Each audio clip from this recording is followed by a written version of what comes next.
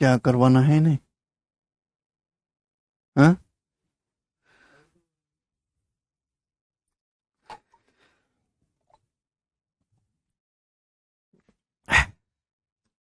Hello दोस्तों, नमस्ते भाई। कैसे हैं आप लोग? कैसा महसूस कर रहे हैं? ये अगली शीट भेजी नहीं कि मैंने? हाँ बे, ये तो खत्म हो गया है भाई। तो लास्ट क्लास में मैंने आपको ज्योमेट्री की शीट 12 खत्म करवाई थी। काफी पहले क्लास हुई थी, आपको पता है मैं कई दिनों के लिए बाहर गया था। स्क्वायर और रेक्टेंगल, आयत और वर्ग, ठीक है ना? कमेंट दिखाओ एक बार। चले दोस्त ना, अब सब लोग अपनी कॉपी में हेडिंग डालेंगे ज्योमेट्री की शीट नंबर 13, और ये क्वाड्रिलेटरल की आखिरी शीट है। इसके बाद समाप्त, फिर सर्कल बाकी रहेगा बस, ठीक है ना? तो सब लोग मेरे प्यारे भाई अपनी कॉपी में हेडिंग डाल लेंगे पैरेललोग्राम, समांतर चतुर्भुज। पैरेललोग्राम है भाई। और ये आज तो लिखा भी नहीं जा रहा है इतने दिनों में, है भाई। Parallelogram, parallelogram. हिंदी वाले भाई लिख लेंगे समांतर चतुर्भुज, समांतर चतुर्भुज, पैरेललोग्राम, ठीक है ना? तो 3 क्वालिटल आपके बाकी रह गए, पैरेललोग्राम, रोम्बस और ट्रपेजियम, ठीक है ना? पैरेललोग्राम, समांतर चतुर्भुज। अब मुझे बताओ स्टूडेंट्स, पैरेललोग्राम क्या होता है, समांतर चतुर्भुज क्या होता है? पैरेललोग्राम मतलब एक ऐसा क्वाड्रिलेटरल, एक ऐसा चतुर्भुज जिसकी आमने सामने की साइड पैरेलल हो, हम उसे पैरेललोग्राम कहते हैं। जैसे कि मैंने आपके सामने यहां पे एक चित्र बना दिया, समझने की कोशिश करिएगा मेरे दोस्तों।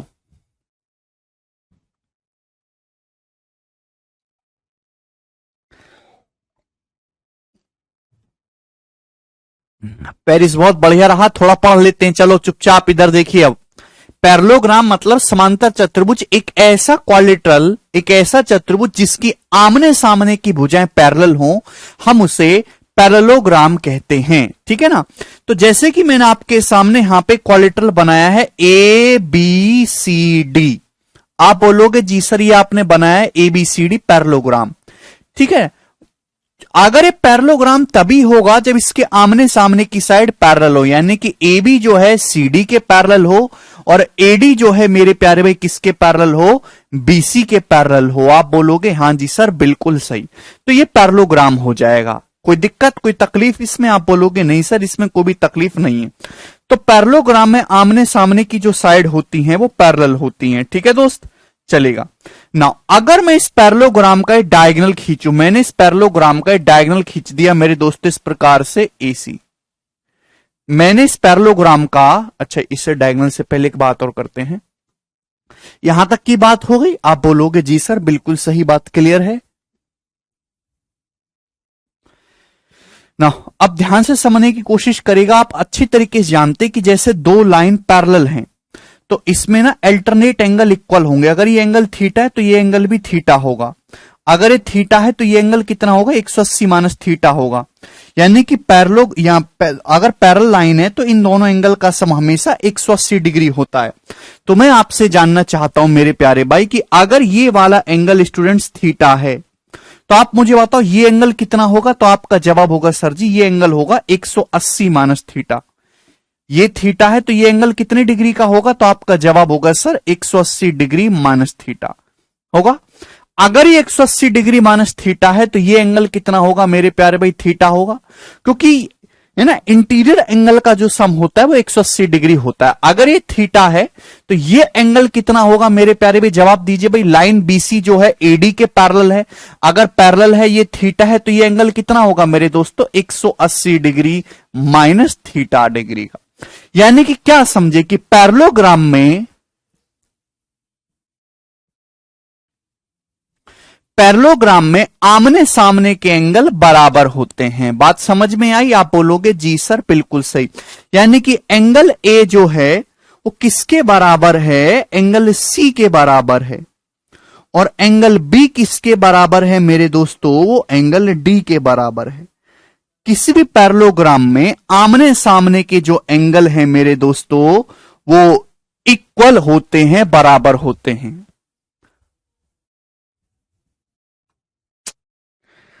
कैसे बालक हो यार आप।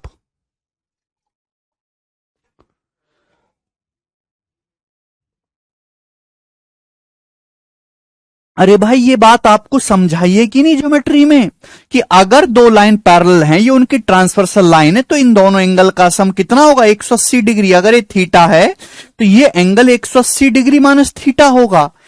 पैरेललोग्राम क्या होता है? एक ऐसा चतुर्भुज जिसकी आमने सामने की भुजाएं पैरेलल हों, वो पैरेललोग्राम होता है। आमने सामने की साइड यहां पे पैरेलल है, एबीसीडी के पैरेलल है, बीसीएडी के पैरेलल है। चूंकि ये पैरेललोग्राम है तो AB के पैरेलल CD है और BC के जो पैरेलल है वो AD है, तो पैरेललोग्राम हो गया। ठीक है भाई, आप बोलोगे जी सर माना ये एंगल थीटा है तो ये एंगल कितना होगा 180 माइनस थीटा, क्योंकि ये दोनों लाइन पैरेलल हैं। ये 180 माइनस थीटा है तो ये एंगल कितना होगा? थीटा होगा।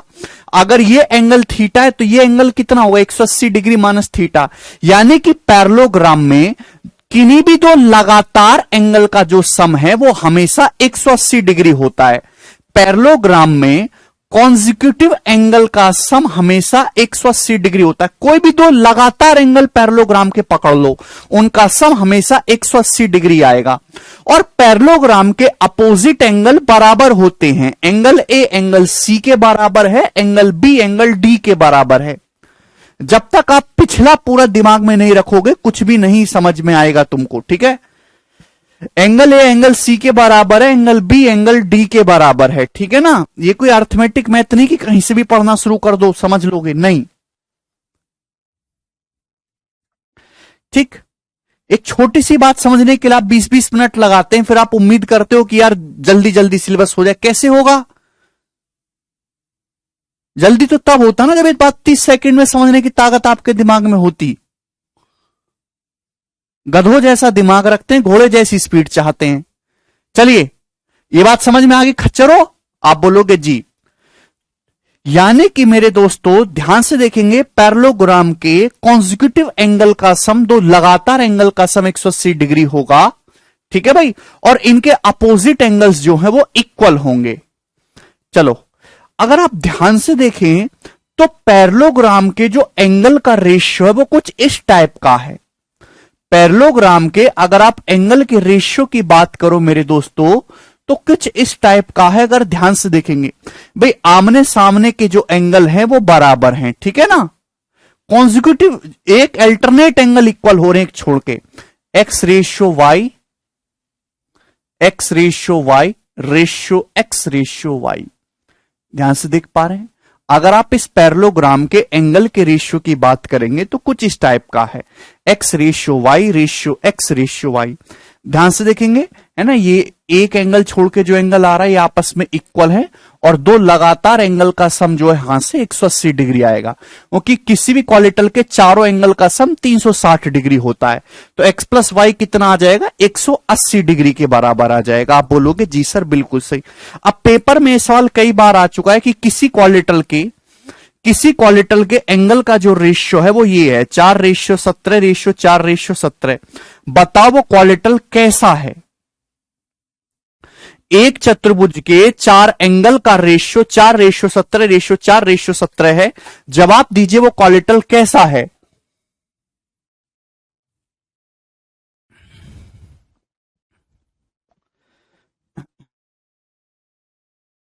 तो आप कहोगे सर वो पैरेललोग्राम है। ठीक है ना, तो पैरेललोग्राम अगर किसी क्वालिटल के एंगल आपको इस तरीके से इस रेशियो में दिखाई दे रहे हैं तो आप तुरंत समझ जाओगे कि वो क्या होगा, वो पैरेललोग्राम होगा, एक समांतर चतुर्भुज होगा। आप बोलोगे हां जी सर ये बात हमें अच्छे समझ में आ गई। इस चित्र को अपने मन में बिठा लीजिए। ठीक है, आप बोलोगे हां जी सर बिल्कुल ये बात हमें अच्छी तरीके से समझ में आ गई। तो पहले हम इसके ज्योमेट्रिक फिगर की बात ही करते हैं, बाद में एरिया वेरिया की बात करेंगे। ठीक है ना, जल्दी जल्दी समझने की कोशिश करो। एक बार मैं फिर से आपके सामने पैरेललोग्राम बनाता हूं। ठीक है जी, मैंने आपके सामने दोबारा से एक पैरेललोग्राम बनाया, ABCD पैरेललोग्राम। पैरेललोग्राम की खास बात केवल इतनी है कि इसकी आमने सामने की साइड पैरेलल यानी कि समांतर होती है, बस। चलो ना, अगर मेरे दोस्तों में इस पैरेललोग्राम का एक डायगोनल खींचता हूं AC, मैंने पैरेललोग्राम का डायगोनल खींचा AC। विकर्ण खींचा है, इसी आप बोलोगे जी सर कोई दिक्कत नहीं है, मैंने डायगोनल खींचा। ठीक है भाई। अब देखिए ये जो लाइन ए बी है ये सी डी के पैरेलल है, तो एसी क्या है, एसी ट्रांसवर्सल लाइन है। अगर एसी ट्रांसवर्सल लाइन है स्टूडेंट्स, तो अब मैं आपसे कहना चाहता हूं कि अगर ये वाला एंगल थीटा है तो भाई ये एंगल भी थीटा होगा। आप बोलोगे हां जी सर बिल्कुल होगा। ये एंगल थीटा है तो ये एंगल भी थीटा होगा। आप बोलोगे हां जी सर बिल्कुल। इसी प्रकार से अगर दोस्तों ये वाला एंगल अल्फा है तो ये एंगल भी अल्फा होगा, अल्टरनेट एंगल। आप बोलोगे हां जी सर बिल्कुल होगा, इसमें तो कोई बुराई नहीं है। यहां तक की बात सभी को समझ में आ गई। और मेरे दोस्तों ये दोनों एंगल इक्वल हैं, ये दोनों एंगल मेरे प्यारे भाई यहां पर बराबर हैं ही। आप बोलोगे जी सर बिल्कुल सही, ये बात एकदम क्लियर है। ठीक है भाई। तो यानी कि आपको पता चला कि ये दोनों जो ट्राइंगल हैं एक दूसरे के क्या हो रहे हैं मेरे दोस्तों, कॉन्ग्रुएंट हो गए, सर्वांगसम। भाई यहां पे दो ट्राइंगल बनने, ट्राइंगल एडीसी और ट्राइंगल एबीसी, ट्राइंगल एडीसी और ट्राइंगल एबीसी, ये दोनों ट्राइंगल एक दूसरे के कॉन्ग्रुएंट यानी कि सर्वांगसम हो गए। क्यों? क्योंकि यहां पे तीनों एंगल बराबर हैं। इस एंगल के सामने यहां भी डायगोनल एसी है, इस एंगल के सामने यहां भी डायगोनल एसी है, तो ये दोनों ट्राइंगल एक दूसरे के कॉन्ग्रुएंट हो गए। जब ये दोनों ट्राइंगल एक दूसरे के कॉन्ग्रुएंट हो गए तो इन दोनों का एरिया इक्वल होगा, मतलब इसका एरिया अगर 1 यूनिट है तो इसका एरिया भी 1 यूनिट होगा। कहने का मतलब पैरेललोग्राम का जो डायगोनल है वो एरिया को दो बराबर टुकड़ों में बांटता है। पैरेललोग्राम का जो डायगोनल है वो एरिया को दो बराबर टुकड़ों में बांटता है। ठीक है भाई। चूंकि ये दोनों ट्राइंगल कॉन्ग्रुएंट हो गए, सर्वांगसम हो गए, तो इनकी करस्पॉन्डिंग साइड सेम होंगी। ठीक है भाई, इनकी संगत भुजाएं बराबर होंगी। यानी कि अगर मैं कहूं कि यहां पे अल्फा के सामने की साइड ये स्मॉल ए है, तो यहां भी अल्फा के सामने की साइड ये स्मॉल ए होगी। आप बोलोगे जी सर। मैं आपसे कहूं मेरे दोस्तों कि यहां थीटा के सामने की साइड ए स्मॉल बी है, तो यहां भी थीटा के सामने की साइड ए स्मॉल बी होगी। तो कहने का मतलब क्या हुआ? कहने का मतलब ये हुआ कि पैरेललोग्राम में यहां alpha is not equal to theta, यहां पे अल्फा और थीटा इक्वल नहीं है, वो अलग अलग हैं। चूंकि ये दोनों ट्राइंगल कॉन्ग्रुएंट और कॉन्ग्रुएंट होने की वजह से करस्पॉन्डिंग साइड बराबर होंगी, संगत भुजाएं बराबर, तो अल्फा के सामने यहां सी डी, यहां अल्फा के सामने ए बी इक्वल आ गया। यानी कि पैरेललोग्राम में आमने सामने की साइड पैरेलल भी होती हैं और हमने प्रूफ कर दिया कि पैरेलल के साथ साथ इक्वल भी होती हैं। भाई यहां थीटा के सामने एडी और यहां थीटा के सामने बीसी। क्लियर है? बात समझ में आ गई? आप बोलोगे हां जी सर बात समझ में आ गई। तो पैरेललोग्राम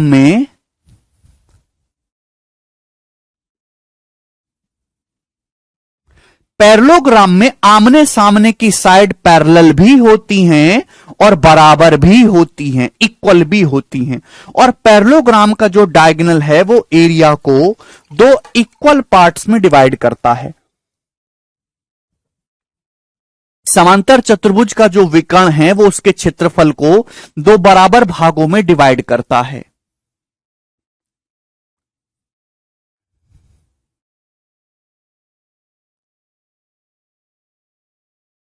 यार तुम थोड़ा पढ़ने पे ध्यान लगाओगे बकर बकर बंद करके तो अच्छा नहीं रहेगा तुम्हारे लिए। एक भी स्टूडेंट का जो पढ़ने में ध्यान हो, एक भी बालक का,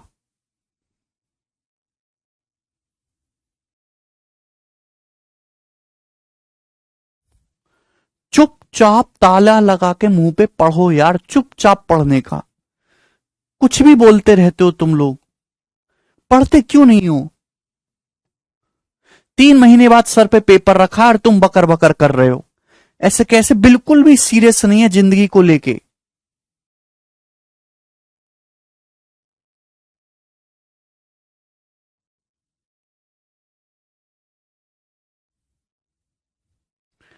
क्या बताया मैंने आपको यार? इतनी सी बात समझने के लिए इतना समय लेते हो तुम लोग। क्या बताया मैंने कि पैरेललोग्राम यानी कि समांतर चतुर्भुज, समांतर चतुर्भुज एक ऐसा चतुर्भुज जिसकी आमने सामने की भुजाएं समांतर होते हैं उसको समांतर चतुर्भुज कहते हैं। क्योंकि समांतर भुजाएं, इस वजह से यहां पे कॉन्जिक्यूटिव लगातार एंगल का सम 180 डिग्री होगा। और पैरेललोग्राम में आमने सामने के जो एंगल होते हैं वो बराबर होते हैं, अपोजिट एंगल इक्वल होते हैं। मैंने पैरेललोग्राम का डायगोनल यानी कि विकर्ण खींचा। विकर्ण खींचने से जो दो ट्रायंगल बने, ये दोनों ट्रायंगल एक दूसरे के कॉन्ग्रुएंट यानी कि सर्वांगसम है। सर्वांगसम होने की वजह से इन दोनों ट्रायंगल का एरिया इक्वल होगा, यानी कि पैरेललोग्राम का जो डायगोनल होता है वो एरिया को दो बराबर भागों में बांटता है। ठीक है ना, चलेगा। चूंकि मेरे दोस्तों ये दोनों line A B C D parallel हैं, ये ट्रांसवर्स त्रियक रेखा है, तो ये एंगल थीटा, ये थीटा है, ये एंगल एल्फा, तो ये एंगल एल्फा है। Alpha is not equal to theta, यानी कि पैरेललोग्राम का जो डायगोनल है वो वर्टेक्स एंगल को बाइसेक्ट नहीं करता है भाई। Diagonal do not bisect vertex angle. ऐसा मत कर देना कि डायगोनल खींच दिया आपने, दोनों एंगल बराबर बराबर हो जाएंगे, नहीं, ये दोनों एंगल बराबर नहीं है, अलग अलग हैं। पैरेललोग्राम का जो डायगोनल है वो do not bisect vertex angle, वो वर्टेक्स एंगल को बाइसेक्ट नहीं करता।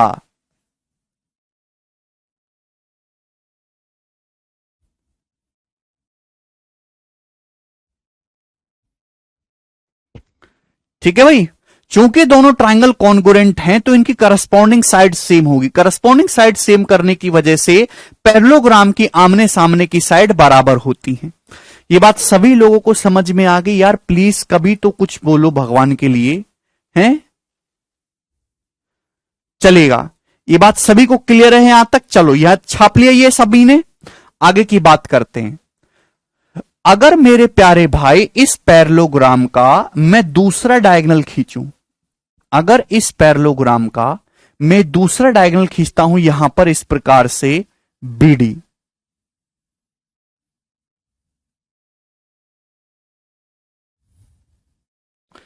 मैंने दूसरा डायगोनल खींच दिया दोस्त यहां पे बीडी। आप बोलोगे जी सर बिल्कुल सही बात समझ में आ रही है, ठीक है ना। चूंकि ये दोनों लाइन पैरेलल हैं, सीडी और ए बी पैरेलल हैं, तो दोस्त अगर ये वाला एंगल यहां पर बीटा है तो भाई ये वाला एंगल भी बीटा होगा। आप बोलोगे जी सर बिल्कुल सही बात तो समझ में आ गई।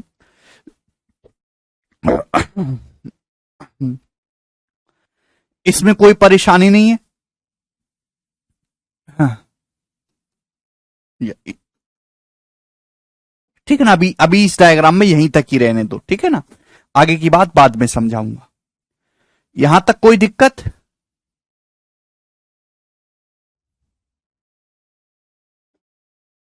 बोलिए, ये क्लियर है सभी को? ये बात समझ में आ गई है?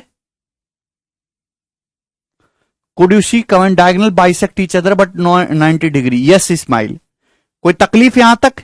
जो भी बोर्ड पे लिखा हुआ है आगे चलते हैं।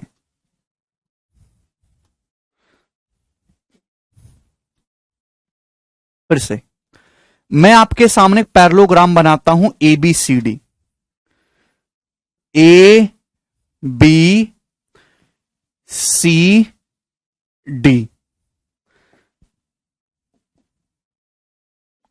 मैंने पैरेललोग्राम का डायगोनल खींचा है, तो डायगोनल खींचने से जो दो ट्रायंगल बनेंगे वो एक दूसरे के कॉन्ग्रुएंट होंगे, ठीक है ना। कॉन्ग्रुएंट होने का मतलब ये है कि ये वाला एंगल एल्फा है, ये वाला एंगल भी एल्फा है। आप बोलोगे जी सर बिल्कुल सही। ये वाला मेरे दोस्तों अगर एंगल थीटा है तो ये वाला एंगल यहां पर थीटा है।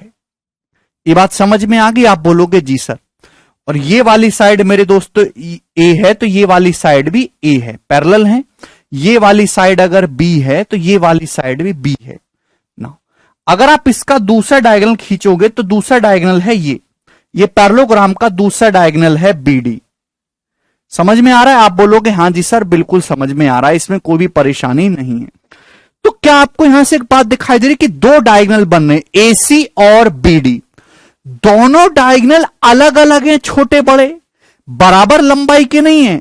पैरेललोग्राम के जो दो डायगोनल हैं एसी और बीडी वो इक्वल नहीं होते, उनकी लंबाई अलग अलग होती है। पैरेललोग्राम के जो दो डायगोनल हैं एसी और बीडी वो इक्वल नहीं होते, उनकी लंबाई अलग अलग होती है।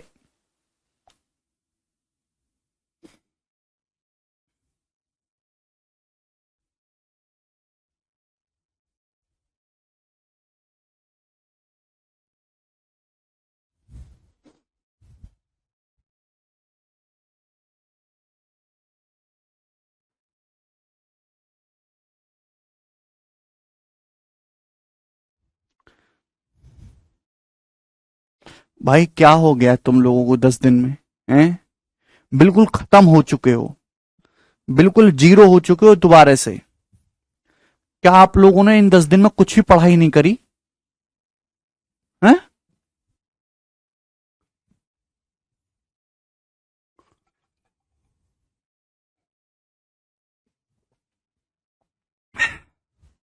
चलो, ये दोनों डायगोनल एक दूसरे को यहां पे काट रहे हैं पॉइंट ओ पर। दोनों डायगोनल एक दूसरे को पॉइंट ओ पे काट रहे हैं। अभी मैं आपको प्रूफ भी करके बताऊंगा कि डायगोनल एसी और बीडी दोनों एक दूसरे के इक्वल नहीं है, अलग अलग होते हैं। ठीक है ना?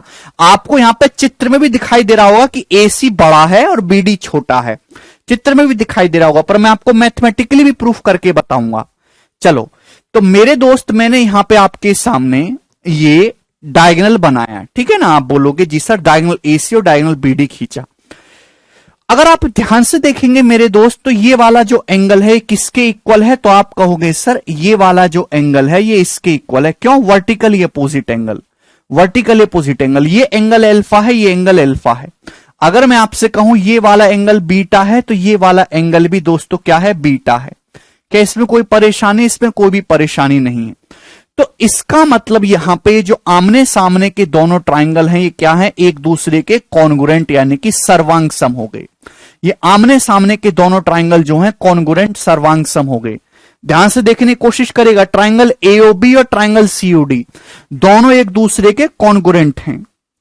Triangle AOB is congruent to triangle COD. कैसे भी? तीनों एंगल बराबर हो गए, ये दोनों एंगल इक्वल है, वर्टिकली अपोजिट एंगल। ये अल्फा, ये बीटा होगा। क्यों होगा? क्योंकि अल्टरनेट एंगल है, पैरेलल लाइन है। इस एंगल के सामने यहां भी साइड ए है, इस एंगल के सामने की साइड ए बी और इस एंगल के सामने की साइड सी डी बराबर है। करस्पॉन्डिंग साइड इक्वल होने की वजह से दोनों ट्राइंगल कॉन्गुरेंट यानी कि सर्वांग सम होंगे। जब सर्वांग सम होंगे तो बीटा के सामने की मेरे दोस्तों लेंथ सीओ और यहां पे मेरे प्यारे बीटा के सामने की लेंथ एओ इक्वल होगी, यानी कि एओ किसके बराबर है?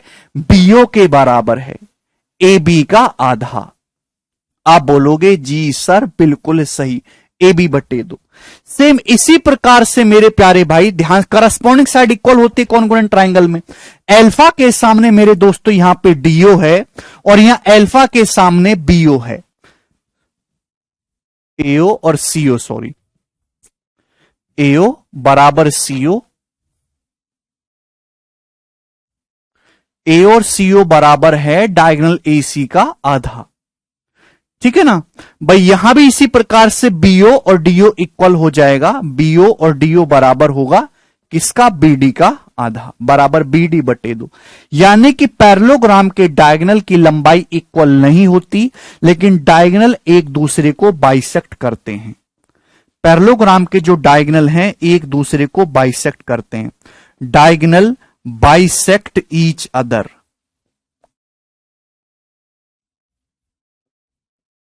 Diagonal bisect each other. सभी को साफ साफ दिखाई दे रहा है भाई? यहां पे दोनों ट्राइंगल कॉन्गुरेंट है, सर्वांग सम है। आप बोलोगे हां जी सर बिल्कुल कॉन्गुरेंट है, इस पे हमें एक पैसे की तकलीफ नहीं है।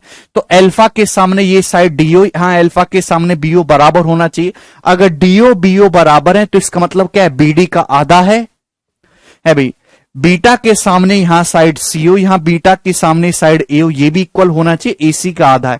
यानी कि पैरेललोग्राम के जो डायगोनल हैं उनकी लंबाई अलग अलग होती है, लेकिन पैरेललोग्राम के जो डायगोनल हैं एक दूसरे को दो बराबर टुकड़ों में बांटते, बाइसेक्ट करते हैं। एओ सीओ के बराबर है, बीओ डीओ के बराबर है। बात समझ में आ गई? आप बोलोगे जी सर। चूंकि ये दोनों ट्राइंगल कॉन्गुरेंट हैं, इसकी वजह से इन दोनों ट्राइंगल का एरिया बराबर होगा। यानी कि इसका एरिया 1 है तो इसका एरिया भी मेरे दोस्तों 1 है। आप बोलोगे जी सर बिल्कुल सही, बात अच्छे से समझ में आ गई, इसमें कोई भी परेशानी नहीं है। नाउ थोड़ी देर के लिए अगर आप ट्राइंगल एडीबी को ध्यान से देखो, अगर थोड़ी देर के लिए आप इस ट्राइंगल को ध्यान से देखेंगे, एडीबी को, ए डी बी को ध्यान से देखेंगे, ओ डायगोनल का मिड पॉइंट है। ये जो ओ है ये दोनों डायगोनल एसी और बीडी का मध्य बिंदु है, मिड पॉइंट है। तो मेरे दोस्तों अगर आप एओ से मिलाओगे तो ये मीडियन है। ट्राइंगल एडीबी की एओ क्या है, माध्यिका है, और माध्यिका ट्राइंगल को दो इक्वल एरिया में बांटती है। यानी कि अगर इस ट्राइंगल का एरिया 1 है तो इस ट्राइंगल का एरिया भी 1 होगा मेरे प्यारे बच्चे। तो आप बोलोगे हां जी सर, कहने का मतलब इस ट्राइंगल का एरिया भी 1 यूनिट होगा, इसका एरिया 1 है तो इस ट्राइंगल का एरिया भी 1 यूनिट होगा। कॉन्गुरेंट केवल आमने सामने के ट्राइंगल हैं। ट्राइंगल एओडी किसके कॉन्गुरेंट है, ट्राइंगल एओडी किसके कॉन्गुरेंट है दोस्तों, ये सीओबी के, ट्राइंगल सीओबी के कॉन्गुरेंट है। आमने सामने के ट्राइंगल कॉन्गुरेंट सर्वांग सम है, लेकिन एरिया इन चारों ट्राइंगल का बराबर होगा। तो पैरेललोग्राम के जब आप डायगोनल्स खींचते हो दोनों, तो 4 ट्राइंगल बनते हैं। उन 4 ट्राइंगल में आमने सामने के ट्राइंगल कॉन्गुरेंट यानी कि सर्वांग सम होते हैं, सारे अंग समान, लेकिन एरिया इन चारों ट्राइंगल का बराबर होता है। समझ में आया?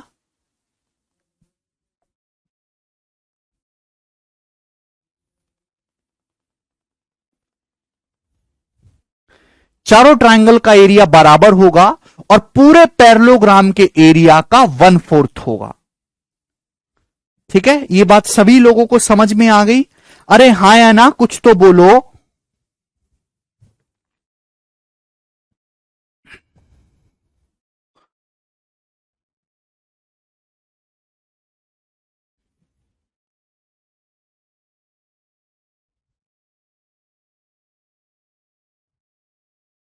ठीक है भाई, चलिए। तो मुझे लगता है ये बात बहुत इंपॉर्टेंट है, हद से ज्यादा इंपॉर्टेंट बात थी कि जब भी आप पैरेललोग्राम के विकर्ण खींचेंगे तो आमने सामने के जो त्रिभुज है वो सर्वांग सम होते हैं, लेकिन मेरे दोस्तों एरिया इन चारों ट्राइंगल का ही बराबर होगा। ठीक है, आप बोलोगे जी सर बिल्कुल कोई तकलीफ नहीं है। तो ये सारी बातें मैंने आपको समझाई। आगे चलेंगे अब नेक्स्ट कंसेप्ट की तरफ। यहां अगर आप ध्यान से देखेंगे तो स्क्वायर और रेक्टेंगल भी एक टाइप के पैरेललोग्राम ही होते हैं। स्क्वायर रेक्टेंगल भी एक टाइप के पैरेललोग्राम ही होते हैं। पैरेललोग्राम ही सबका फादर है। पैरेललोग्राम में स्पेशल कंडीशन लगाई गई है, कुछ तब स्क्वायर बना है। पैरेललोग्राम में स्पेशल कंडीशन लगाई गई तब रेक्टेंगल बना है। सबका जो फादर फिगर है वो पैरेललोग्राम ही है। ठीक है ना? चलिए आगे चलेंगे।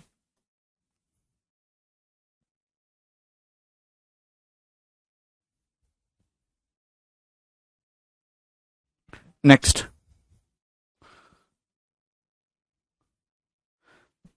कंसेप्ट भाई, मैं आपके सामने पैरेललोग्राम बनाता हूं ए बी सी डी। बहुत इंपॉर्टेंट कंसेप्ट है, पेपर में एक क्वेश्चन डायरेक्ट आता है। पैरेललोग्राम में आमने सामने की साइड बराबर होती है और पैरेलल होती है। साइड ए है तो ये साइड भी ए है, ये साइड बी है तो ये वाली साइड भी बी है। आप बोलोगे जी सर बिल्कुल सही, कोई परेशानी नहीं है। ठीक है दोस्त? अच्छा, मैं अगर आपसे कहूं मेरे प्यारे भाई कि ये वाला डायगोनल जो है बीडी, ये वाला एंगल थीटा है मेरे दोस्तों, ये वाला एंगल है थीटा, ये वाला एंगल थीटा है। मैंने डायगोनल बीडी की जो लंबाई है उसको D1 मान लिया।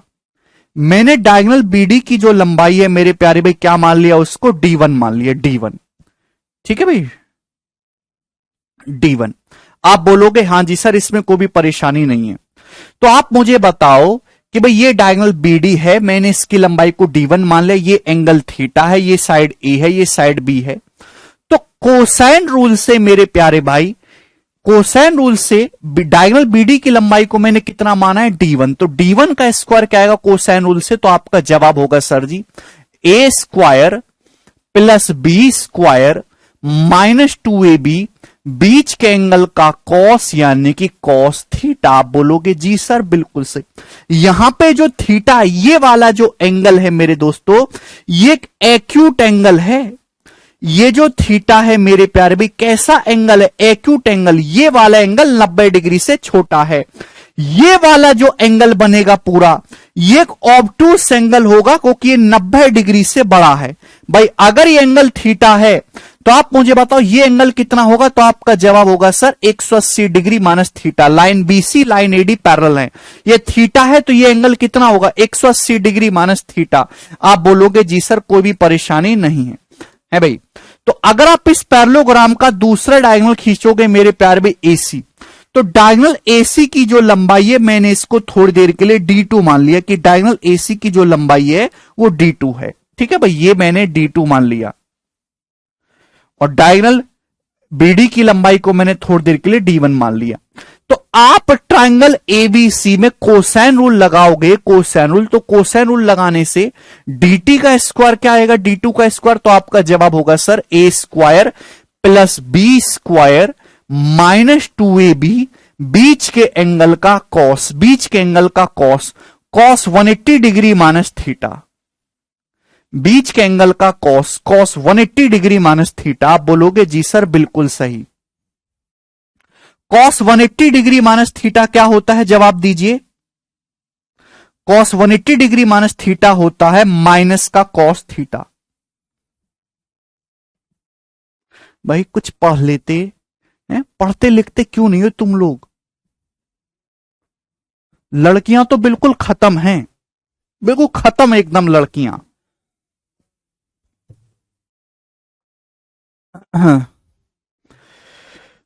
कोसाइन रूल याद है कि भूल गए सब। कैसे गधा बालक पढ़ाने को मिले यार। ये ट्रायंगल एबीडी है, ये साइड ए है, ये साइड बी है। ये डायगोनल बीडी को मैंने D1 मान लिया। ये एंगल थीटा है तो एंगल 180 डिग्री माइनस थीटा होगा। अरे क्यों होगा, कचरा बुद्धि, पता है क्यों होगा, है खच्चर धरती बोझ। ये बी D1 है तो D1 स्क्वायर बराबर a square plus B square minus 2ab cos theta. D2 square क्या होगा, a square plus B square minus 2ab cos 180 degree minus theta. Cos 180 degree minus theta क्या होता है, माइनस कॉस थीटा। तो minus minus plus cos theta आ जाएगा कि नहीं आ जाएगा, आप बोलोगे हां जी सर बिल्कुल आ जाएगा। तो दिखाई दे रहा है कि यहां D1 का स्क्वायर में माइनस 2ab कॉस थीटा है, D2 के स्क्वायर में प्लस 2ab कॉस थीटा है। इसकी वजह से दोनों डायगोनल D1 D2 की जो लंबाई है वो अलग अलग होती है। क्लियर है, दिखाई दे रहा है, आप बोलोगे हां जी सर दिखाई दे रहा है भाई। एक्यूट एंगल के सामने छोटा एंगल है थीटा, 180 डिग्री माइनस थीटा, ये एक्यूट एंगल है, ये ऑब्टूस एंगल है, अधिक कोण है। एक्यूट एंगल के सामने डायगोनल बीडी छोटा बनेगा।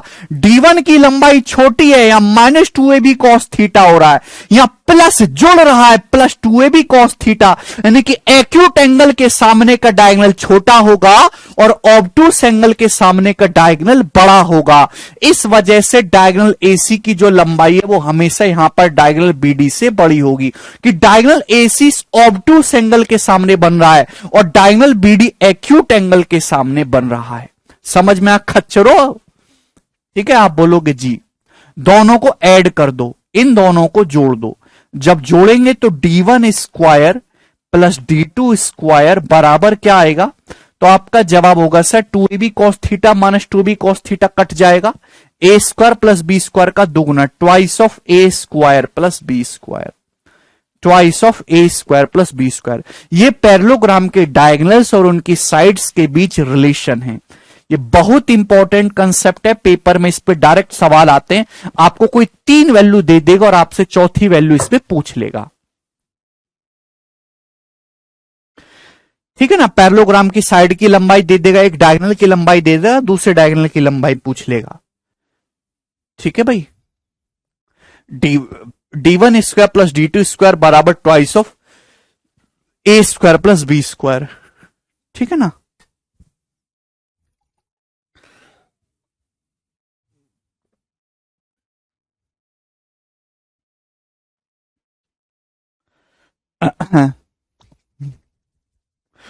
साक्षी कह रहे समझ में नहीं आ रहा, साक्षी समझ में नहीं आ रहा तो यहां क्या कर रहे हो, जाकर हाथ खोदना शुरू करो, पढ़ाई लिखाई छोड़ के।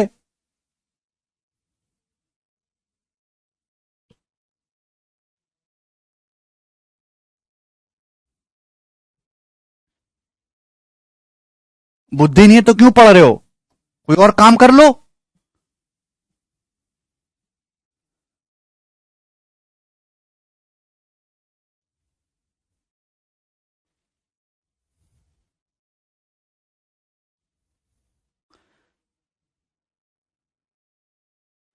ठीक है भाई, चलिए सब कुछ तो सामने लिख के धर दिया इनको खच्चरों को, है 9वीं क्लास का सिलेबस है, सारी बुद्धि को अब भी समझ में नहीं आ रहा है।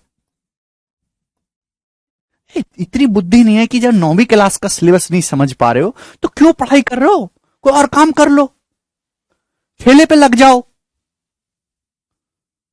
गैस की एजेंसी पे लग जाओ, रिक्शा चलाने लगो, कोई दिक्कत है इन कामों में? हाथ पाम तो ठीक ही है।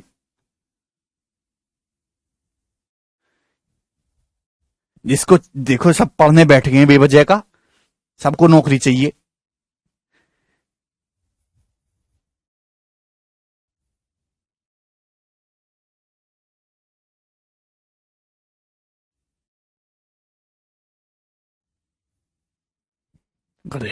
चलो इधर देखो, ए बी सी डी, ये पैरेललोग्राम है। क्या है ये? पैरेललोग्राम। पैरेललोग्राम में आमने सामने की साइड पैरेलल और इक्वल होती हैं। क्यों होती है मैंने आपको समझाया, ए बी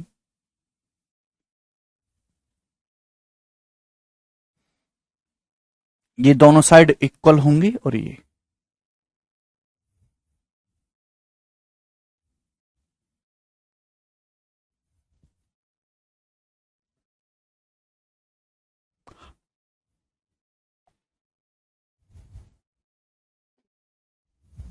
ठीक ना। पैरेललोग्राम को शॉर्ट में ऐसे लिखते हैं, दो पैरेलल लाइन खींचो उसके ऊपर जीएम लिख दो, है ना पैरेललोग्राम। अब से आगे मैं ऐसे लिखूंगा। तो पैरेललोग्राम का एरिया कैसे निकालते हैं? किसी भी पैरेललोग्राम का दोस्तों एरिया कैसे निकालते हैं?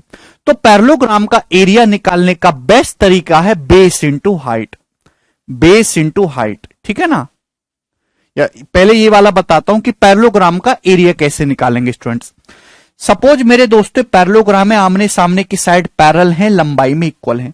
ये वाला एंगल मेरे दोस्तों क्या है? थीटा। ये एंगल थीटा है तो ये वाला एंगल भी स्टूडेंट्स क्या होगा? थीटा होगा। क्यों होगा? क्योंकि पैरेललोग्राम में आमने सामने के एंगल बराबर होते हैं। खास बात क्या है कि जब भी आप पैरेललोग्राम का कोई डायगोनल खींचते हो तो डायगोनल जो है पैरेललोग्राम को दो इक्वल एरिया में बांटता है, बराबर क्षेत्रफलों में विभाजित करता है। ठीक है जी, आप बोलोगे जी सर बिल्कुल सही विभाजित करता है। क्यों? क्योंकि ये दोनों ट्राइंगल कॉन्ग्रुएंट है। तो पैरेललोग्राम का जो एरिया होगा बेसिकली वो ट्राइंगल एडीबी बोल लो चाहे ट्राइंगल बीसीडी बोल लो, इच्छा आपकी है ना। वो ट्राइंगल एडीबी के एरिया का दुगना होगा, ट्राइंगल एडीबी के एरिया का दुगना होगा। आप बोलोगे हां जी सर बिल्कुल से, इस ट्राइंगल एडीबी के एरिया का दुगना कर दीजिए, पैरेललोग्राम का एरिया आ जाएगा, है ना। कभी कभी पेपर में सवाल आता है कि आपको ये साइड दे देगा, ये साइड दे देगा, डायगोनल की लंबाई दे देगा, पूछेगा पैरेललोग्राम का एरिया क्या है। तो आप इस ट्राइंगल का एरिया निकाल लो हीरोन्स फॉर्मूला से, उसका दुगना कर दो, पैरेललोग्राम का एरिया आ जाएगा। ठीक है भाई, चलो। अगर किसी भी ट्राइंगल की दो साइड पता है, उनके बीच का एंगल पता है, तो ट्राइंगल का एरिया क्या होता है? तो आपका जवाब होगा सर जी 1/2 साइड्स का प्रोडक्ट बीच के एंगल का साइन, यानी कि साइन थीटा। 2 से 2 कैंसल आउट हो जाएगा, यानी कि कितना आ गया मेरे प्यारे भाई? A B sine theta. आप बोलोगे हां जी सर बिल्कुल सही, कोई फर्क नहीं पड़ता। तो कहने का मतलब मेरे प्यारे भाई, पैरेललोग्राम का जो एरिया होता है वो A B sine theta, parallelogram की कंसेक्यूटिव साइड्स का प्रोडक्ट गुणा उनके बीच के एंगल का sine, A B sine theta. सभी कोई बात समझ में आ गई? आप बोलोगे जी सर बिल्कुल सही। अब मेरे दोस्तों ये थीटा है तो ये वाला एंगल 180 डिग्री माइनस थीटा होगा, होगा कि नहीं होगा? आप बोलोगे जी सर बिल्कुल होगा। आप एक किसी भी एंगल का साइन ले सकते हो कि आप जानते हैं कि sine 180 degree minus theta actual में साइन थीटा के ही बराबर होता है।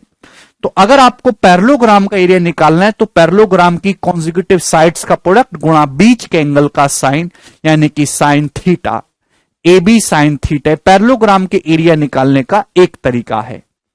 समझ में आ गया आप बोलो को? आप है भाई? ठीक है जी, चलिए आगे चलो। कंटेंट बहुत सारा है पढ़ने के लिए, सवाल बहुत ज्यादा है प्रैक्टिस करने के लिए, बुद्धि कम है आपके पास और समय भी कम है। कैसे काम चले बताओ यार, बड़ी दुविधा है।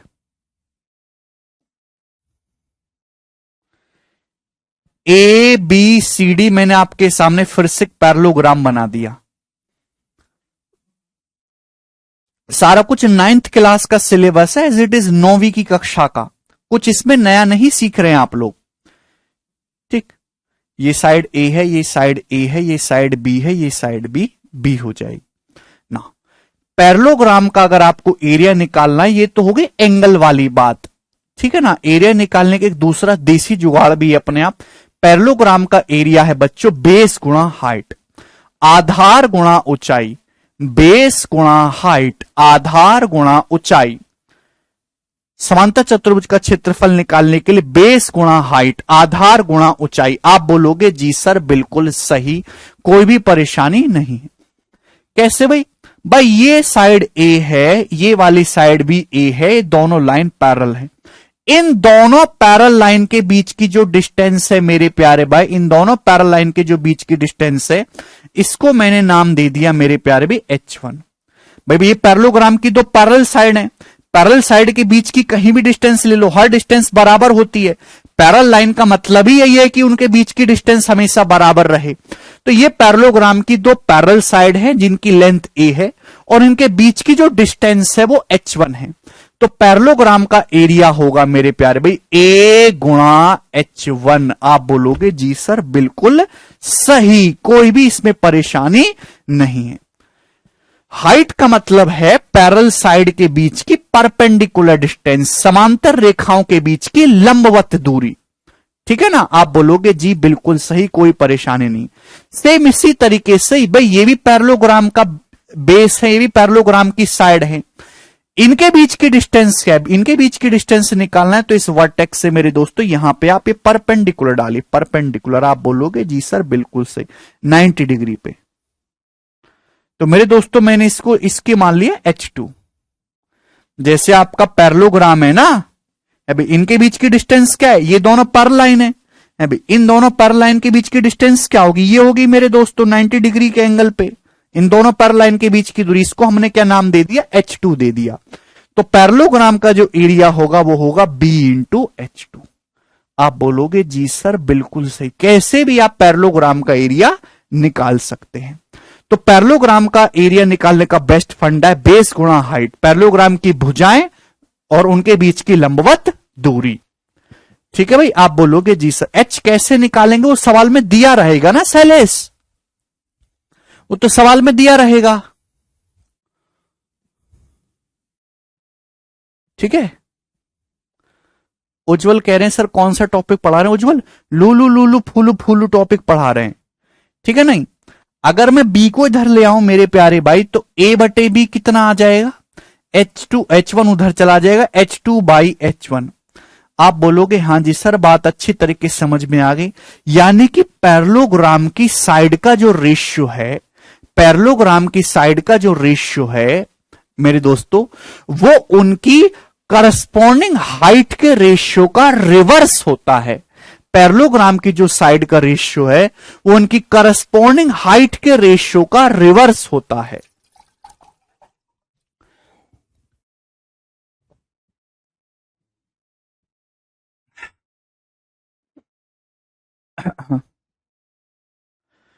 ठीक है भाई, शीट नंबर 13 है शैलेश,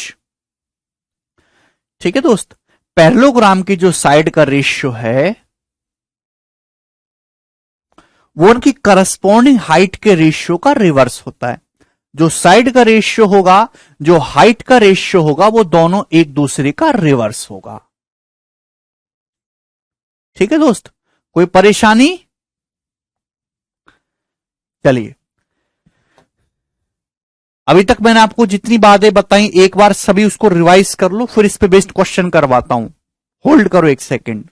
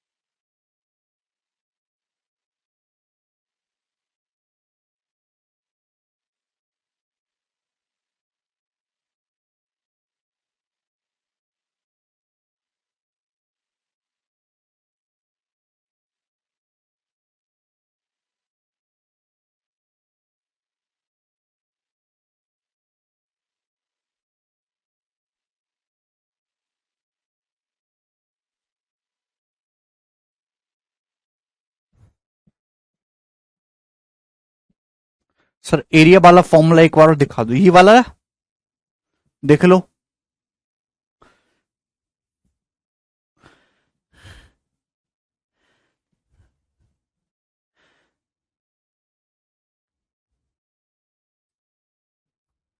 देख लो भाई, कोई दिक्कत नहीं है।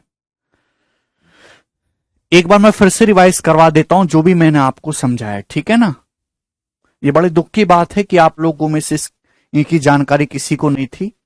पैरेललोग्राम, पैरेललोग्राम की सिंपल सी परिभाषा एक ऐसा चतुर्भुज जिसमें आमने सामने की भुजाएं हमेशा पैरेलल हो, उसे पैरेललोग्राम कहते हैं।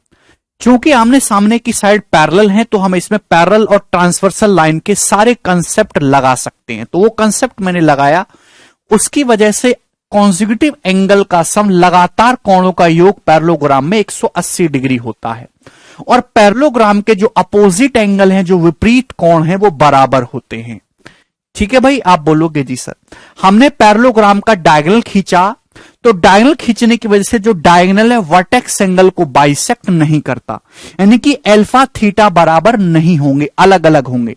हाँ, लेकिन इतना जरूर है कि ये एंगल थीटा है तो ये थीटा होगा, ये अल्फा है तो ये अल्फा होगा। ठीक है भाई, और ये दोनों ट्राइंगल पैरेललोग्राम का डायगोनल खींचने से दो ट्राइंगल बनेंगे, दोनों ट्राइंगल आपस में कॉन्ग्रुएंट होंगे। कॉन्ग्रुएंट सर्वांगसम होने की वजह से पैरेललोग्राम की आमने सामने की भुजाएं पैरेलल होने के साथ साथ इक्वल भी होती हैं। ठीक है, चूंकि ये दोनों ट्राइंगल कॉन्ग्रुएंट है, इसकी वजह से इन दोनों ट्राइंगल का जो एरिया है वो बराबर होगा मेरे दोस्तों। क्लियर है? आप बोलोगे जी इसमें कोई परेशानी नहीं है। हमने पैरेललोग्राम के दोनों डायगोनल खींचे हैं, दोनों डायगोनल की लंबाई आपस में अलग अलग होती है, दोनों डायगोनल एसी और बीडी की लेंथ अलग अलग होगी। लेकिन पैरेललोग्राम के दोनों डायगोनल एक दूसरे को बाइसेक्ट यानी कि समद्वि भाजित करते हैं, तो बराबर टुकड़ों में बांटते हैं। एओ ओसी के बराबर है, डीओ बीओ के बराबर है। ठीक है भाई, दोनों डायगोनल खींचने से चार ट्राइंगल बन के आ रहे, चारों ट्राइंगल का एरिया आपस में इक्वल होता है। इन चारों ट्राइंगल का एरिया आपस में इक्वल होता है, और आमने सामने के जो दो ट्राइंगल हैं वो कॉन्ग्रुएंट यानी कि सर्वांग सम होते हैं। ठीक है भाई, पैरेललोग्राम के दोनों डायगोनल की लंबाई अलग अलग क्यों होती है, उसका रीजन आपके सामने ये है। कोसाइन रूल से हम इस बात को प्रूफ कर सकते हैं। एक्यूट एंगल के सामने जो डायगोनल बनेगा वो छोटा होगा, और ऑब्टूस एंगल के सामने जो डायगोनल बनेगा वो बड़ा होगा। ठीक है भाई, आप बोलोगे जी सर बिल्कुल सही, कोई दिक्कत नहीं है। तो यहां से डायगोनल और साइड के बीच में क्या रिलेशन है, d1 square plus d2 square बराबर twice of a square plus b square. बिल्कुल सुरभि, ठीक है ना। ना पैरेललोग्राम का एरिया निकालने के दो तरीके, अगर आपको ये एंगल दिया हुआ है तो पैरेललोग्राम का एरिया निकालोगे आप A B sine theta. Parallelogram की दो साइड्स पता है, उनके बीच का एंगल पता है, तो पैरेललोग्राम का एरिया निकाल सकते हैं ए बी साइन थीटा। ठीक है ना। लेकिन अगर आपको सवाल में पैरेललोग्राम की साइड और उनके बीच की डिस्टेंस दे रखी है तो एरिया निकालने के लिए क्या यूज करोगे, बेस इंटू हाइट, अभी आधार गुणा ऊंचाई, a इंटू H1 बराबर b इंटू H2। समझ में आ गया? यहां तक किसी भाई को कोई परेशानी तो नहीं हुई?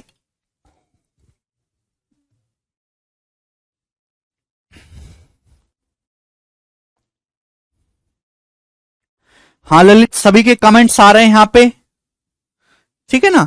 चलिए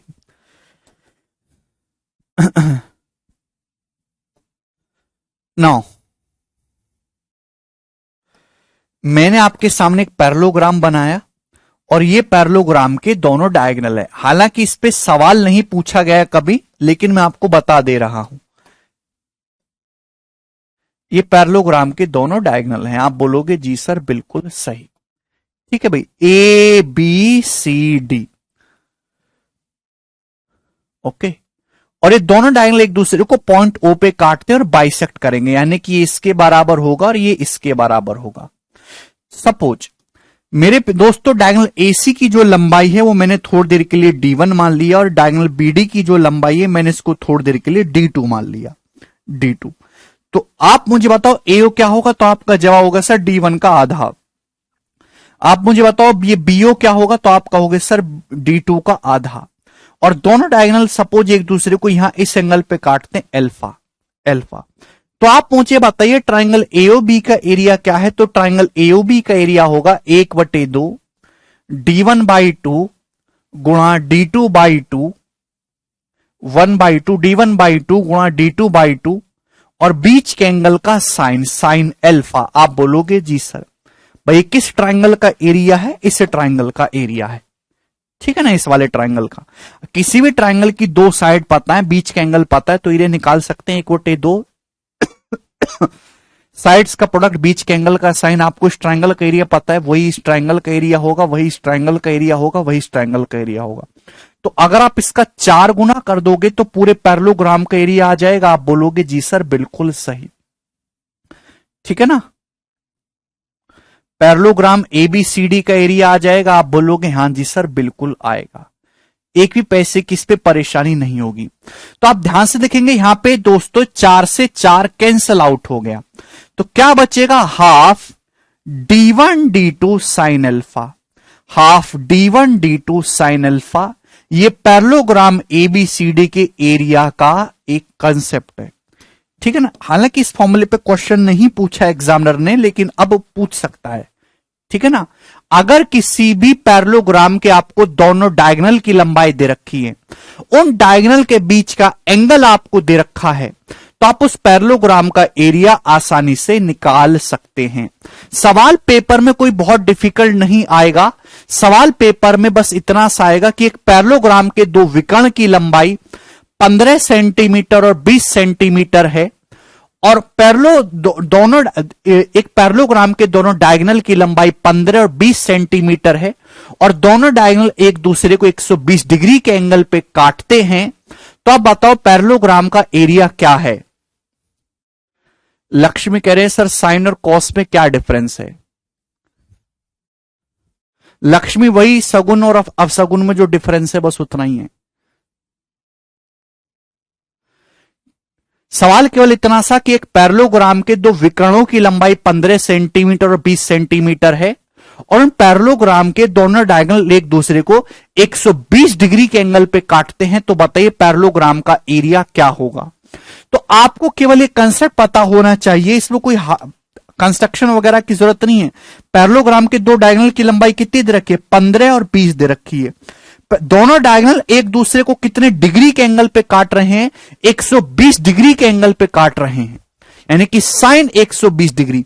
साइन 120 डिग्री कितना हो जाएगा, अल्फा 120 दे रखा है, साइन 120 √3/2, 2 दूनी 4 से 20 5 बार कट जाएगा, यानी कि 75√3, 75√3 सेंटीमीटर स्क्वायर पैरेललोग्राम का एरिया आ जाएगा।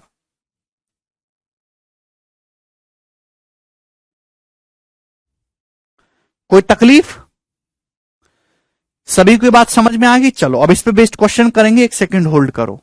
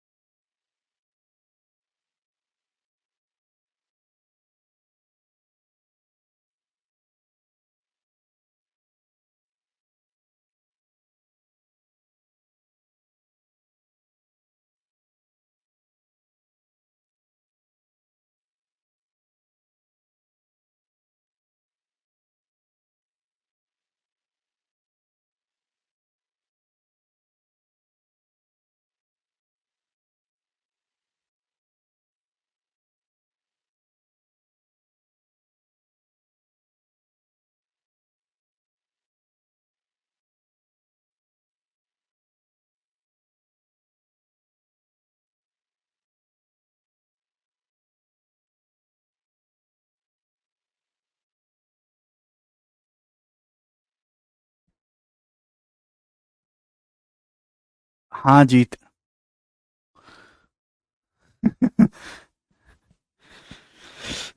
अच्छा भाई, मैं तो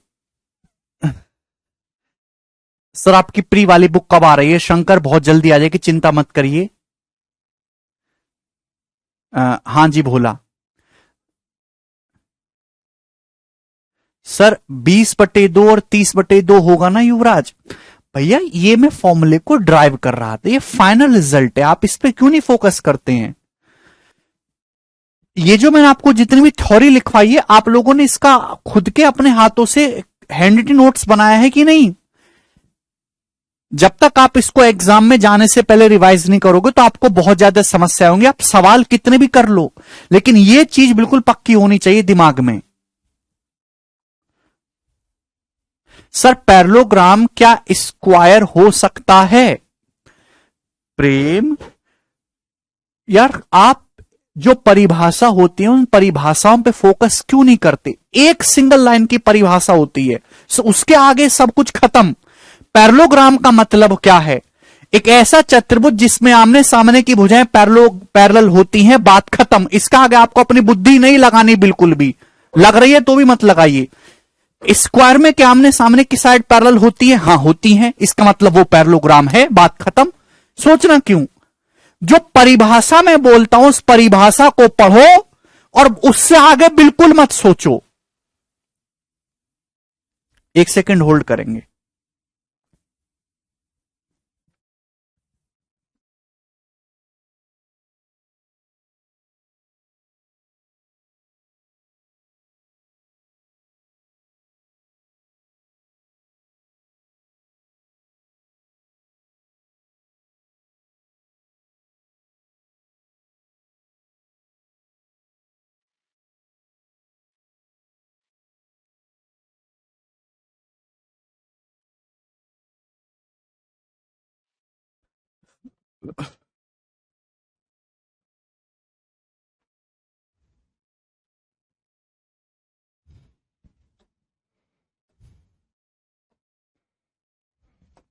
ठीक है भाई, ये ज्योमेट्री की शीट नंबर 13 मैं इसको अभी अपलोड करवा दूंगा।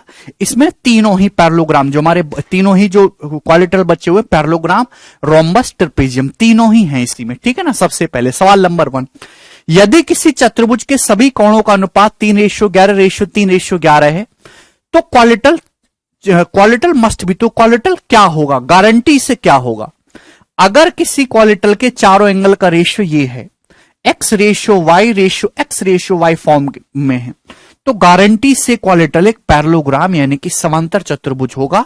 ऐसा सवाल पेपर में कई बार आ चुका है, डाटा बदल बदल के। क्वेश्चन नंबर 2, ठीक है भाई, चलेगा, ये समझने की कोशिश करेगा। सवाल क्या है? सवाल यह है, एक सर्कल है जिसका सेंटर O है, ACBO एक पैरेललोग्राम है। तो मेरे दोस्तों आपके सामने एक सर्कल है, इस सर्कल का दोस्तों सेंटर यानी कि केंद्र O है, ये सर्कल का सेंटर है प्यारे बच्चे O। ACBO एक पैरेललोग्राम है जहां C एक पॉइंट है माइनर आर्क AB पर, छोटे चाप पर एक पॉइंट है C।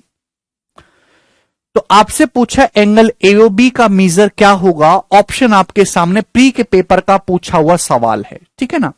तो मेरे प्यारे भाई, एक आपको पैरेललोग्राम बताना है जिसका एक वर्टेक्स होना चाहिए सेंटर पे। यानी कि पैरेललोग्राम कैसे बनेगा मेरे दोस्त? इस प्रकार से बनेगा,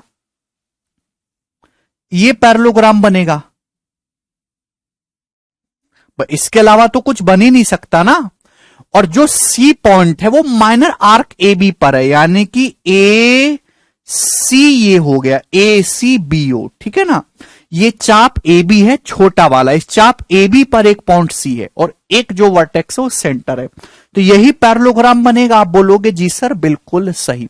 तो आपसे पूछा बताओ ये एंगल AOB कितना होगा? ये वाला एंगल आपसे पूछा गया, ये एंगल कितने डिग्री का हो जाएगा AOB अगर ये पैरेललोग्राम है? तो क्या आपको समझ नहीं आता भाई? यहां पे ये जो है ये रेडियस है भाई, ये सब लेंथ इक्वल है। आप बोलोगे जी सर पैरेललोग्राम में आमने सामने की साइड बराबर होती तो चारों लेंथ बराबर होगी। एक्चुअली अगर किसी पैरेललोग्राम की चारों लंबाई बराबर हो जाए तो एक रोम्बस सम चतुर्भुज बन जाता है। ठीक है ना भाई, ये क्या है, रेडियस है, ये ओए भी रेडियस है, ओबी भी रेडियस है। जब आमने सामने की साइड बराबर होगी तो चारों लेंथ इक्वल होगी रेडियस के। भाई ये ओसी भी क्या है स्टूडेंट, ये ओसी भी पैरेलल, ये रेडियस है इस सर्कल की। तो इसका मतलब यहां पे आपको दो इक्विलेटरल ट्राइंगल दिखाई दे रहे हैं, तीनों भुजाएं बराबर हैं तो इक्विलेटरल ट्राइंगल, इक्विलेटरल ट्राइंगल का हर एक एंगल 60-60 डिग्री का होता है, तो ये 60 डिग्री का एंगल होगा, ये भी 60 डिग्री का एंगल होगा। तो टोटल एंगल एओबी कितना हो जाएगा, 60-60 120 डिग्री का हो जाएगा। यानी कि ऑप्शन नंबर डी इस क्वेश्चन का आंसर है। 90 डिग्री नहीं 120 डिग्री इसका उत्तर है भाई। कौन से नजरिए से आप 120 डिग्री बनाए हैं, 90 डिग्री बनाए, स्क्वायर हो गया। आहा, चारों साइड बराबर होंगी तो स्क्वायर हो गया। कैसे बालक हो भाई, हैं? यहां पर रेडियस है, ये रेडियस है तो ये भी रेडियस के बराबर होगी। अगर ये आर है रेडियस है तो ये भी आर होगा, ये सर्कल की रेडियस है, ये भी आर होगा, ये भी आर होगा। तो इक्विलेटरल ट्राइंगल बन रहा है, ये भी और ये भी 60-60 डिग्री के, 60 डिग्री 60 डिग्री, तो 120 डिग्री हो गया टोटल एंगल। ठीक है, थोड़ा दिमाग लगाया करो, हबड़ दबड़ में ना करा करो सवालों को। ये करिए, सवाल नंबर है आपके सामने 3, जवाब दीजिएगा।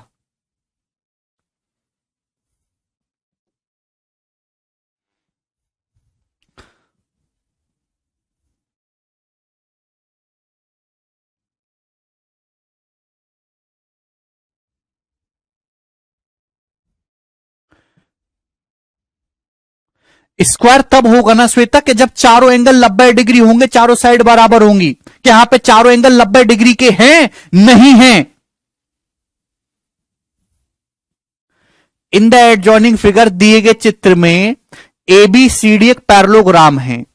ई और एफ ट्राइंगल एबीडी का और ट्राइंगल बीसीडी के सेंट्रॉइड है। तो आपसे पूछा है ईएफ की लंबाई क्या होगी, ऑप्शन आपके सामने है, करिएगा जल्दी से फटाफट। आपके सामने एबीसीडी पैरेललोग्राम है, ट्राइंगल एबीडी का सेंट्रॉइड ई है, ट्राइंगल बीसीडी का सेंट्रॉइड एफ है। तो आपसे पूछा है मेरे प्यारे भाई यहां पर कि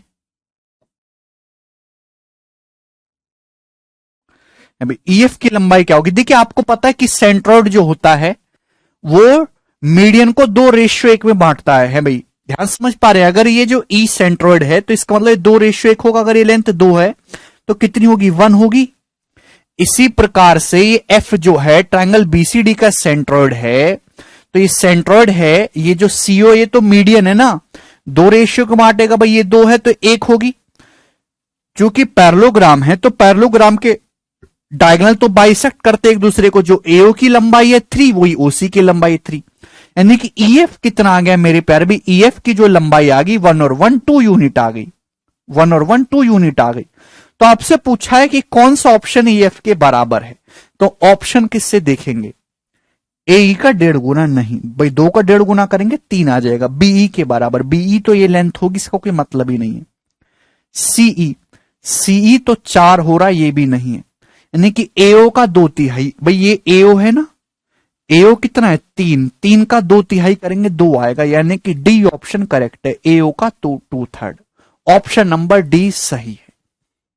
समझ में आ गया, आप बोलोगे हाँ जी सर बिल्कुल सही। भाई एएफ की लंबाई कितनी आ रही है 2, कौन सा ऑप्शन 2 है, एओ की लंबाई 3 का 2/3 2 होता है, डी ऑप्शन आंसर है। बहुत ही बेसिक सवाल था, इस सवाल में कुछ भी नहीं था। बस आपको यह याद होना चाहिए कि सेंट्रॉइड जो होता है वो मीडियन को 2:1 में बांटता है बस। और ये बात मैंने आपको बता रखी है पहले। चलिए जी, ये बताइए इस क्वेश्चन का क्या आंसर है।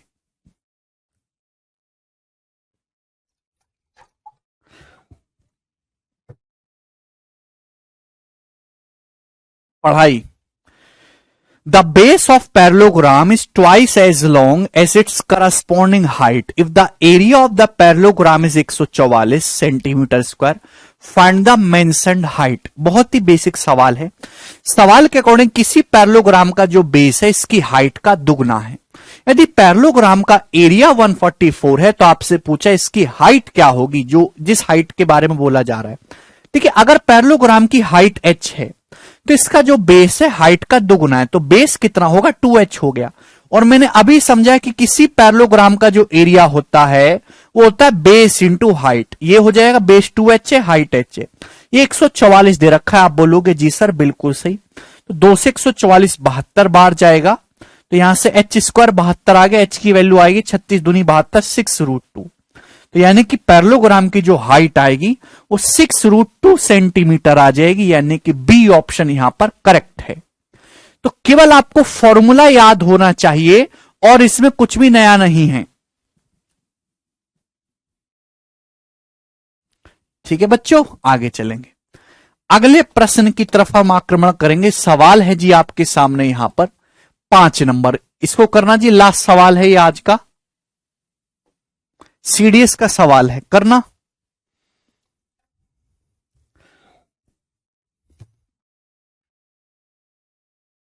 एबीसीडी एक पैरेललोग्राम है जिसकी साइड AB 15 है, AD 8 है। थीटा एक्यूट एंगल है AB AD के बीच का, तो पैरेललोग्राम का एरिया कितना आ जाएगा 120 साइन थीटा। कितना समय लगेगा करने में, 1 सेकंड लगेगा। ठीक है ना भाई, आपके सामने इस प्रकार से पैरेललोग्राम है, ये रहा ABCD। सवाल में साफ साफ बोला गया कि AB की जो लंबाई है 15 है, AD की लंबाई 8 है और इनके बीच का एंगल थीटा है। साइड AB और AD के बीच का एंगल थीटा है। तो पैरेललोग्राम का एरिया क्या आ जाएगा, ए है भाई AB साइन थीटा 15 गुणा 8, बीच के एंगल का साइन थीटा, यानी कि 120 साइन थीटा। इस क्वेश्चन का आंसर होगा बी ऑप्शन।